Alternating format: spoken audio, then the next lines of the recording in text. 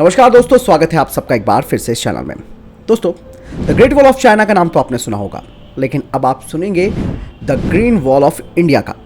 दरअसल दोस्तों, भारत एक ऐसे प्रोजेक्ट पर काम करने वाला है जो कि न केवल पर्यावरण की दृष्टि से काफ़ी महत्वपूर्ण होने वाला है, बल्कि दोस्तों सुरक्षा की दृष्टि से भी एक महत्वपूर्ण कदम होगा।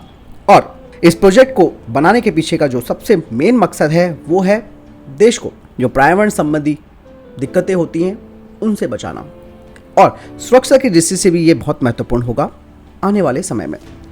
बता दें कि ये जो प्रोजेक्ट है उसके तहत करीबन एक दीवार बनाई जाएगी जो कि 1400 किलोमीटर लंबी होगी और इसकी चौड़ाई होगी 5 किलोमीटर की। और इसका जो आधार है, यानी कि किस आधार पर इसे बनाया जा रहा है, तो उसके लिए मैं आपको बताना चाहूँगा कि अफ्रीका में एक सेनेगल से जिबूती तक एक हरित पट्टी बनी हुई है।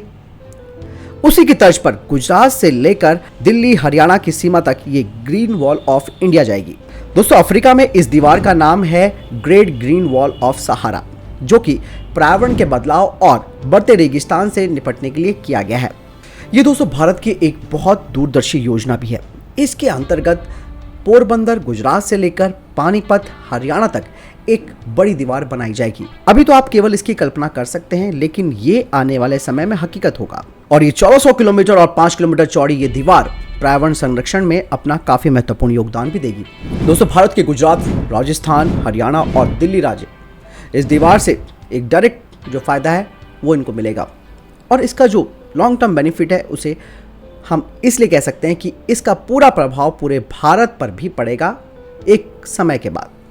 दरअसल इस योजना का मौलिक उद्देश्य है जो हमारा थार मरुस्थल है उसके प्रसार को रोकना, क्योंकि दोस्तों गर्मियों में पूर्वी भारत के एक बड़े भाग में धूल भरी आंधी चलती है जो मानवीय स्वास्थ्य के साथ साथ पारिस्थितिक तंत्र को भी प्रभावित करती है और कई तरीके की समस्याओं को जन्म देती है। लेकिन इस हरित दीवार से इस समस्या का एक ठोस समाधान निकाला जाएगा, और ऐसा कहा भी जा रहा है। दोस्तों, मैं बताना चाहूँगा इस प्रोजेक्ट के तहत करीबन 2 करोड़ 60 लाख हेक्टेयर भूमि को प्रदूषण मुक्त किए जाने का लक्ष्य है। इसके साथ ही एक संदेश भी इंटरनेशनल लेवल पर भारत देगा कि हम जलवायु परिवर्तन से चिंतित तो हैं ही, लेकिन उसके लिए बहुत बड़ा कदम भी उठा रहे हैं, क्योंकि दोस्तों भारत वैश्विक समझौता का सम्मान करने वाला एक अत्यंत जिम्मेदार राष्ट्र है, और पर्यावरण संरक्षण के लिए किए गए समझौतों के पालन के लिए भी ऐसे कदम उठाए जाने बेहद जरूरी हो जाते हैं, क्योंकि आने वाली पीढ़ियों को भी ये संदेश दिया जा रहा है कि हमने कुछ नष्ट नहीं किया और बहुत कुछ बनाया भी है। हालांकि दोस्तों, एक दशक पहले जब अफ्रीका में इसके लिए योजना बनाई गई थी तो इसका क्रियान्वयन पूरी तरीके से नहीं हो पाया,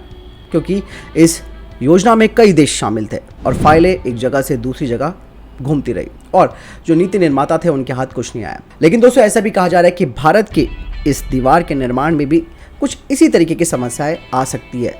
लेकिन दोस्तों, अगर एक दृढ़ इच्छा शक्ति है और काम करने का जज्बा है तो इस तरीके की जो समस्या है उसे अच्छी तरह से उससे निपटा जा सकता है। हालांकि थोड़े बहुत इसके नेगेटिव पॉइंट्स भी हैं, लेकिन वो ज़्यादा प्रभावित नहीं करेंगे। मैं बताना चाहूँगा कि ये एक अच्छा प्रोजेक्ट है, किंतु इसे रियलिटी में लेके आना एक चुनौतीपूर्ण भी होगा, क्योंकि जब इसका क्रियान्वयन शुरू होगा तो सबसे बड़ी अड़चन होगी विस्थापितों की समस्या कि इन लोगों को कहाँ से कहाँ रखना है।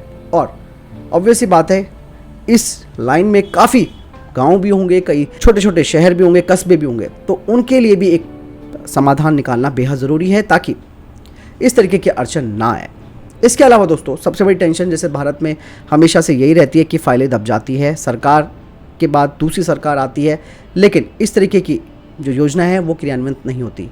लेकिन दोस्तों, अगर भारत ने इस प्रोजेक्ट पर सही तरीके से काम कर लिया तो ये विश्व की एक महान घटना होगी, और खुद हमारे देशवासियों को इस प्रोजेक्ट के लिए आगे आना होगा। इसके अलावा दोस्तों, इस दीवार का इस्तेमाल लाइन ऑफ डिफेंस की तरह भी किया जा सकता है, क्योंकि आतंकी हमेशा घुसपैठ की फिराक में रहते हैं, लेकिन जब उनके पास एक अच्छा खासा हर्डल होगा, एक बड़ी लंबी चौड़ी दीवार रहेगी, तो शायद क्या उनका कभी मनोबल ही नहीं होगा कि वो आक्रमण करने की कोशिश करें।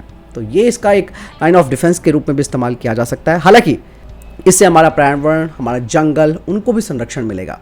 ये एक ऐतिहासिक कदम होगा, लेकिन सिर्फ एक टेंशन ये होगी कि विस्थापन की समस्या से कैसे निपटना। उसके लिए भी सरकार को एक मजबूत कदम उठाने होंगे, प्लानिंग करके तय करना होगा कि हमने इन विस्थापितों को इनके साथ करना क्या है, इन्हें कहाँ बसाना है।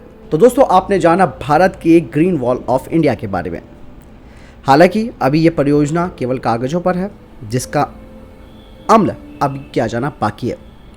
1400 किलोमीटर लंबी और 5 किलोमीटर चौड़ाई वाकई में एक बहुत बड़ा पर्यावरण संरक्षण का काम भी करेगी, सुरक्षा की दृष्टि से भी, और आने वाली पीढ़ियों को भी एक मैसेज हम दे पाएंगे कि आपने कुछ खोया नहीं है बल्कि आपको बहुत कुछ मिला भी है।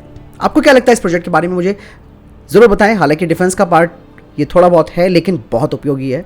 मुझे कमेंट सेक्शन में लिखकर ज़रूर बताएं। मिलता हूं नई वीडियो के साथ। नमस्कार।